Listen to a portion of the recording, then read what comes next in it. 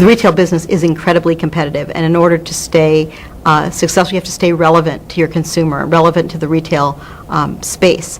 And I think that that is about innovation. I mean, it goes back to innovation through product, through staying topical with what's going on in the minds of your customers, whether it's product. So the Olympics is coming up, or in Africa, where we have stores, the 2010 World Cup. You have to pay attention to what's going on around your consumers and make product and services that are relevant to that time period. And I think that's the fun of it for us. We love to find ways that we can be relevant from a day-to-day, human being experience. What's going on in our customer's life, and how do we create products and services that can relate to that?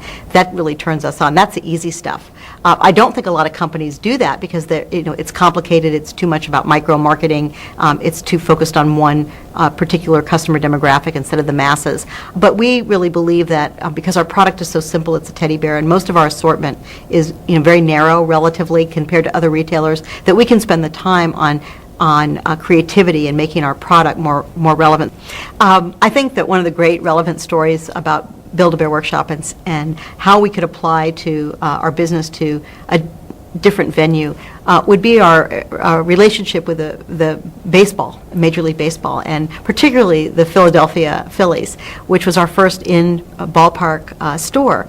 About 5 years ago now, maybe even 6, when the ballpark was in the planning stages, Joe Giles, who's worked at the Philadelphia Phillies, called me on the phone. He had his daughter's birthday party at Build-A-Bear Workshop. They were building a new stadium, and they wanted to put things in there that no one else had. And he said, "What would you think about creating a store for us where you could make your own Philly Fanatic?" Well, I didn't even know who the Philly Fanatic was. He sent me one, and I said, "Well, this might be interesting."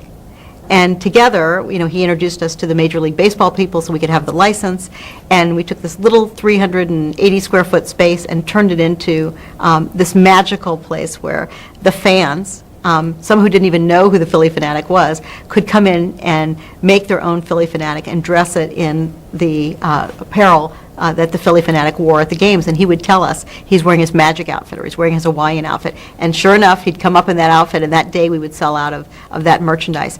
And bringing a whole new customer in touch with the experience of making their own stuffed animal, because it was a different customer. The customer that went to the ballpark was not necessarily the same customer who came to the mall. But we did find that once they visited us at the ballpark, they came to visit us again at a mall, and they wouldn't have come otherwise. They wouldn't have even heard of us otherwise. But we were relevant to their life, their interest of being a baseball fan. And we also attracted more boy customers and more male consumers who were not necessarily traditional mall shoppers, and found Build-A-Bear Workshop through this pastime. I believe that the only way that anyone can win in the retail sector is to stay focused on their business, but at the same time stay relevant.